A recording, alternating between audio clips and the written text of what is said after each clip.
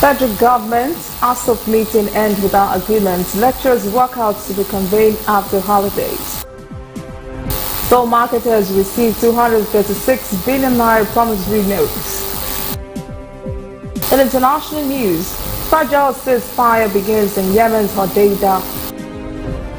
And in sports, Super Eagles to engage top African countries and friendlies ahead of AFCON 2019.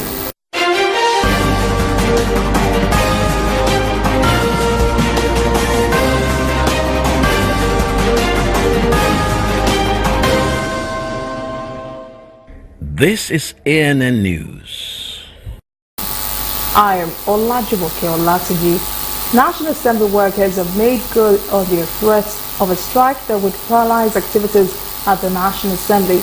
The striking workers were a part of Parliamentary Staff Association of Nigeria, began a 4-day strike on Monday. They are demanding payment of arrears of 28% salary increase since 2010. The aggrieved workers blocked all entrances into the National Assembly complex and cut off essential services such as power and water supply. They blame National Assembly management for their plight and insist on the removal of National Assembly clerk Sanyo Mallory. Meanwhile, the clerk had also dropped the blame at the doorsteps of the executive when it said there had been no releases to implement the wage increase captured in the 2018 budget. We are going inside now to ensure that the light is shut down. By the time we go there and enforce that, those who are there, when the heat begins to worry them, they will go home. So that is it for now. Negotiations between the federal government's delegation and the Academic Staff Union of Polytechnics ended without an agreement. Both parties agreed to adjourn the meeting until after the holidays. ASUP embarked on a strike last week over allegations that the federal government failed to keep its agreement with the union. ASUP National President Usman Dokse confirmed that it was impossible to end the strike as the issues in focus were still pending. Some of the issues at stake include needs assessment, contains 15 arrears, the scheme of service, non-payment of salaries in state-owned institutions, as well as the fate of alleged victimized members. Doctor said a date for the next meeting would be communicated to the union by the federal government's team. It was President Buhari's 76th birthday on Monday, and one of the key points of the day was the president asking Nigerians to give him more time to execute all his plans for the country. The president said, quote, "We will keep reminding Nigerians about what we have done, how we met the country, what we were able to do from the time we came in to now with the resources available to us," end quote. On hand to witness the cutting of the birthday cake by the president were governors, ministers and aides. Happy birthday to you. Happy birthday, happy birthday, happy birthday to you. Meanwhile, the People's Democratic Party has asked President Buhari to go back to Daura and rest. PDP National Publicity Secretary Kola Ologbondiyan says, quote, "The job of returning the country to the path of glory could not be given to a man who had been asked to always sleep and rest," end quote. Ogun State PDP governorship candidate tells would finally end today. The party is challenging the decision of the Federal High Court in Abeokuta that declared Senator Buruji Kashamu as the flag bearer of the state's PDP.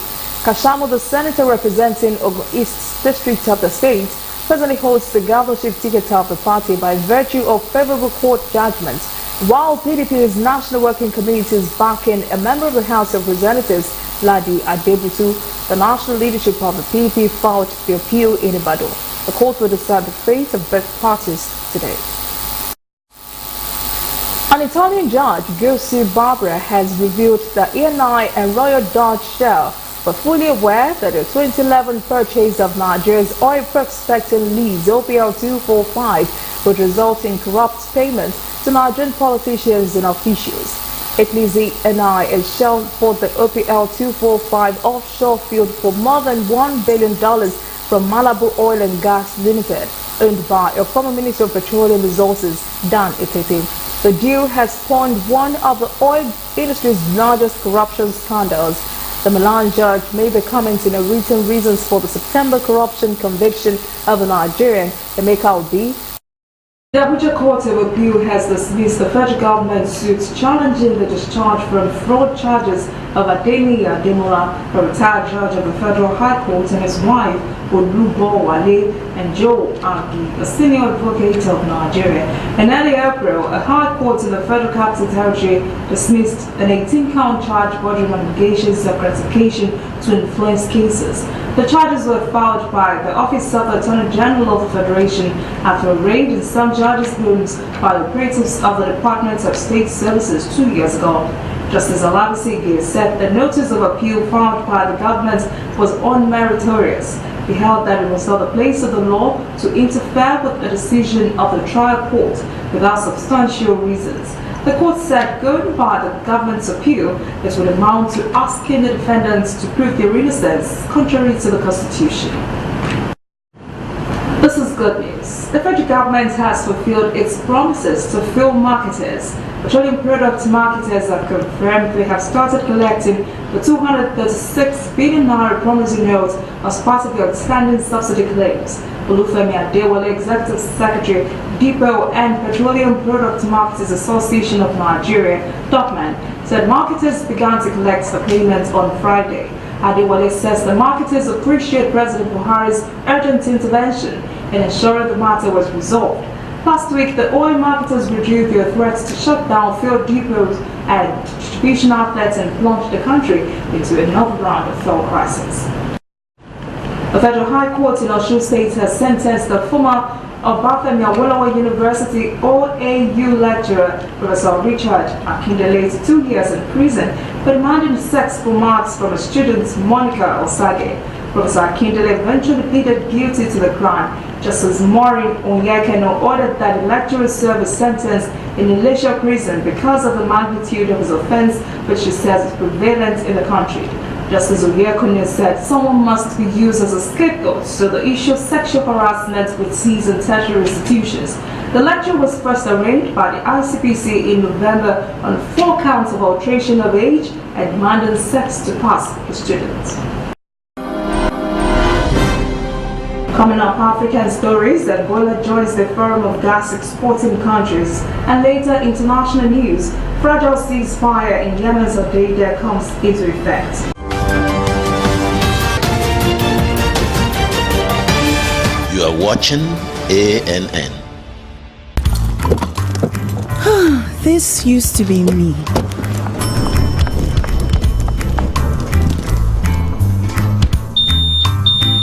But that was before I got the perfect bag. It's handy and easy to use.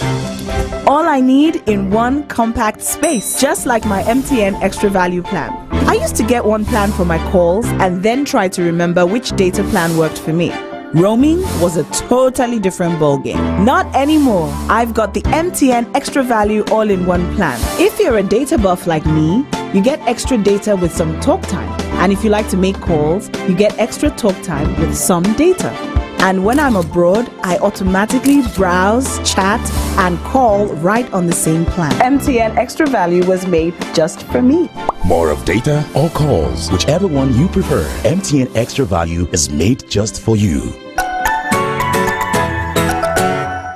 Whether in your house, at your office, on your phone or online, we are there. We have the facts behind the headlines. We cut to the chase with the news you really need. We cover every angle. We are the bigger, better news network. We are African News Network. ANN. Watch ANN News on MITV from a truly African spirit. Welcome back. This is ANN News, now to news across Africa. Angola has been admitted into the Gas Exporting Countries Forum as an observer member. GECF is an international governmental organization based in Doha, Qatar. The group brings together the world's leading gas producers and supports the sovereign rights of member countries over the gas resources. It also helps them with their rights and capability to manage, develop, use and conserve those resources in a way that is sustainable, efficient and environmentally friendly. Executive Chairman of African Energy Chamber, N.J. Ayuk, said this is a step in the right direction for Namibia and it's in line with the country's economic goals and projects. He also said this will help in expanding economic diversification. As the Namibian National Council adjourned for the holidays on Thursday, Chairperson Margaret Mensah Williams gave an unusual advice to members of parliament. She asked them to take the lead by being safe drivers and obey traffic rules. She especially hopped on obeying speed limits. She referred to some highways in the country that have historically recorded high numbers of accidents, some of which had involved members of parliament. One of such fatal accidents recently occurred on the country's B1 highway. Mensah Williams advised everyone to be responsible drivers this holiday season, asking drivers to be more patient on the roads. She said it is unacceptable that road accidents have become the leading causes of death in the country. She warns against drinking and driving and gender-based violence, appealing to Namibians not to rape, kill or abuse their partners and children in any way whatsoever. President Nana Akufo-Addo announced the opening of the country's first open and competitive round of bidding for energy exploration licenses, with 3 offshore blocks being offered. Previously, Ghana had awarded leases through a closed negotiation process. All of the blocks are located in Ghana's Central Basin.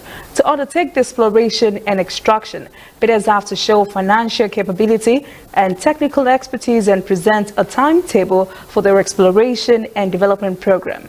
President Akufo-Addo also announced a review of all licensing agreements covering blocks that were inactive, where concession holders had not undertaken the required exploratory or development work. This move could see a number of blocks re-enter the market, either through competitive bidding or direct negotiations, generating further interest in the upstream component of the industry from both independent operators and major players. Although the development of this offshore site will require significant investment, rising international oil prices could well justify the expense.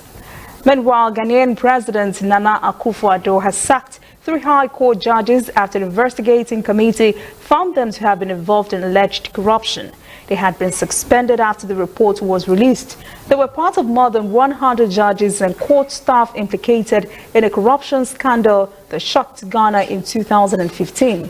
Ghanaian investigative journalist Anas Aremio Anas, known for his undercover work, caught them on tape taking cash bribes, some demanding sex and others bribes, including goats. President Akufo-Addo referred the cases of the 3 judges to the police for further investigation and possible prosecution. The judges, who had already filed a lawsuit at the ECOWAS court to challenge their suspension, expressed disappointment at the president's decision. Farmers in Ivory Coast say dry winds and below average rainfall in most of the country's cocoa growing regions could jeopardize the development of the last stage of the October to March main crop. Ivory Coast is a world-top cocoa producer. The dry season from November to late February would produce dry, dusty Harmattan winds that would sweep in sands from the Sahara. This can ravage cocoa pods and sap soil moisture, leading to smaller beans. Farmers in cocoa regions say they were in the process of drying plenty of big-sized pods they have caught since the beginning of December. They added that harvesting would fall from next week, with significant volumes of beans to be harvested until February. In the western region of Subri, farmers say they need abundant rainfall before Harmattan arrives. South Korean car maker Hyundai Motor Company says it has set up a joint venture with Algeria's Global Group to produce commercial vehicles in the North African country. The automaker said in a statement Hyundai truck and bus manufacturer in Algeria will build a complete knockdown unit assembly plant, which is expected to have an annual output capacity of 6,500 vehicles in industrial city of Batnam. Hyundai says it plans to produce CKD kit submodels such as the Mighty Compact, trucks and county buses at its domestic plants and then ship the components to the Algerian plant for assembly. Engines and other core components for the vehicles will be produced in South Korea and sent to the overseas factory. The joint company will be responsible for sales and after-sales services in Algeria. A 30% tariff is imposed on imported vehicles in Algeria. The country's commercial vehicles market is expected to grow from 12,000 now to 22,000 units in 2025. When we return, international stories, fragile ceasefire in Yemen's Hodeida comes into full effect. And later sports, Mourinho sacked as Man U's coach.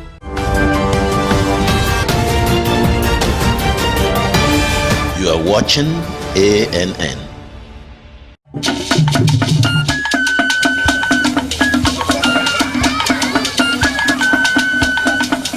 Are you sure you want to do this? Adam, go and bring us your husband. Okay, hello baby. We're in this together, okay? Can you hear me? Keep coming forward. Wait, stop. You okay, lean to your right. Keep walking down. Keep walking to the left. Yes. You're almost here. Keep going. You are here.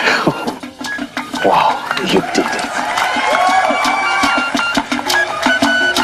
I'm just so glad I didn't have to use my cane to do this. And I am so glad no other man got you before me. Let me be your eyes. We will never stop working to give you a network you can rely on so you can enjoy life's special moments. MTN, everywhere you go. We are on the road every day, canvassing throughout Africa for news you really need. We follow this story everywhere, from every corner of Nigeria to the wide African expanse. We bring you what's making headlines. We connect you with news you can use. ANN, African News Network, in a truly African spirit. Welcome back. This is ANN News and Global News. Yemen's truce appears to be holding, and the country's flashpoint city of Hodeida has been calm after a rocky start to the ceasefire there. The two sides in the Yemeni war had agreed to a ceasefire at last week's US-sponsored peace talks in Sweden. Hodeida residents confirmed there had been no scuffles between the government-backed and Saudi-led coalition and Iran-allied Houthi rebels. Both sides have said they would honor the ceasefire. Foreign Minister of the Houthi rebels Hisham Sharaf told a foreign journalist earlier this week the ceasefire could work well if the U.S. would pressure Saudi Arabia to soften the military offensive. UN envoy Martin Griffiths says on Sunday the world body was working with both sides to ensure the ceasefire accord was implemented timely and properly. The two sides agreed to meet again in late January for more talks to define the framework for negotiations on a comprehensive peace settlement. Hungarian President Viktor Orban may have something to worry about for the first time. A wave of protest appears to be unifying the country's divided opposition.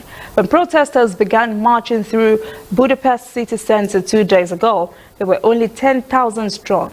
It must have been unsettling for the president. At the center of the protest are two new laws passed last week. One allowing companies to request employees to work up to 400 hours of overtime in a year, while companies would take up to 3 years to pay the extra salaries. The second law establishes a parallel system of administrative courts overseen by the Ministry of Justice to deal with matters related to the state. People got on the street to protest because they worried that this would shield the government from all kinds of legal challenges. Israeli military says it has found a fourth Hezbollah attack tunnel in Lebanon and that it had placed explosives in the tunnel as part of an operation to identify and destroy the cross-border passageways. Israel says Hezbollah built the tunnels to launch attacks. During the 2006 war, Hezbollah used such tunnels to lob explosives at Israel. Israel is asking the international community to impose fresh sanctions on Hezbollah, which is backed by Iran. Hezbollah is a heavily armed military army with an arsenal of some 150,000 rockets that can reach nearly every part of Israel. Pope Pope Francis says it is unacceptable for politicians to blame migrants for evil. He says political speeches that demean, harass and discourage migrants should not be given. The Pope said this in his annual peace message, which he says will be devoted this year to the need for politics to promote peace. The worldwide Catholic Church spiritual leader says nationalism is one threat to peace because it destroys trust in a globalized world. He says proliferation of arms and accession of terror on the innocent and vulnerable are all the violations of peace. He said this is some of the reasons migrants flee their homes for safety. He said political addresses that tend to blame every evil on migrants and to deprive the poor of hope are unacceptable. Pope Francis said there is a need to reaffirm that peace is based on respect for each other. Ukrainian Orthodox Church leaders have approved the creation of a unified church, a stance alone and away from the Russian Patriarchate. They have elected a leader to head the new church. This move is expected to raise the degree of tensions with Russia. The vote to separate from the Russian church was taken at a closed-door synod in Kiev and is the latest in a series of confrontations between Ukraine and Russian authorities, including President Vladimir Putin's government. Before the vote by the Russian Orthodox Church, the Russian church had called on the UN, French and German leaders, the Pope and spiritual leaders to protect Orthodox believers in Ukraine. The leader of the new Ukrainian Orthodox Church is Metropolitan Ephanios, a 39-year-old bishop from the Kiev Patriarchate. Ukrainian President Petro Poroshenko attended the synod on Thursday as a non-voting observer. He has made the issue of a new independent church major campaign issue. Up next, sports. Man United sacks Jose Mourinho. You are watching ANN. If you know fit go internet or follow for Twitter, you know fit snap photo send or get it photo send. Now because you dey use Palasa, your phone no dey answer. See me see wahala. My brother, go get smartphone, yeah. Drop that Palasa phone. Phone wey no go for your hand, yeah. Drop that Palasa phone. Phone wey no fit take selfie. Drop that Palasa phone. No be correct phone, yeah. Drop that Palasa phone. Upgrade to a smartphone today and get double data for 6 months on any MTN data bundle you buy. Simply purchase a smartphone from any store, anywhere in Nigeria, or bring your current smartphone from any network. Insert your MTN SIM card to start enjoying your double data bonus. Offer is open to all new and existing MTN subscribers. Join the largest smartphone movement today. Make it not for your hand, that's Palasa phone.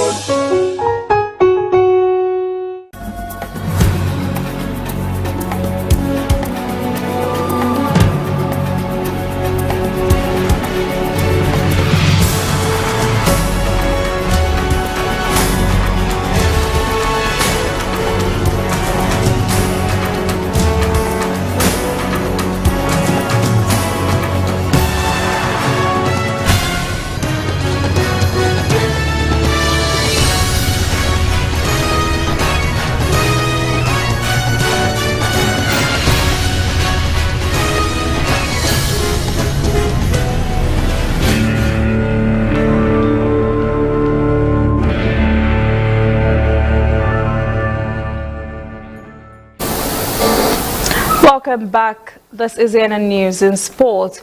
The Nigerian Football Federation has concluded plans for a friendly match against one of the top 3 ranked African teams when the window opens next year. The game would come 3 days after the last AFCON qualifier series against Seychelles in March. NFF President Amaju Pinnick says the friendly is built to give the Super Eagles a good competition. No name or country has been mentioned. Manchester United have sacked manager Jose Mourinho. The 55-year-old Portuguese took over in May 2016 and has led United to League Cup and European League titles, but presently 19 points behind league leaders Liverpool. The club is making a change because it has made no progress in its results despite spending nearly 400 million euros on 11 players. Sacking Mourinho is a decision that will cost the club more than 18 million euros. But the club says the club is bigger than one individual and the cost has been taken into consideration. That is ANN News this evening. Thank you for joining us. For details on this and other stories, visit our website, annafrica.net. Conversation continues on our social media platforms, Twitter, Instagram, and Facebook at ANN Africa TV. I am Olajumoke Olatunji. Have a pleasant evening.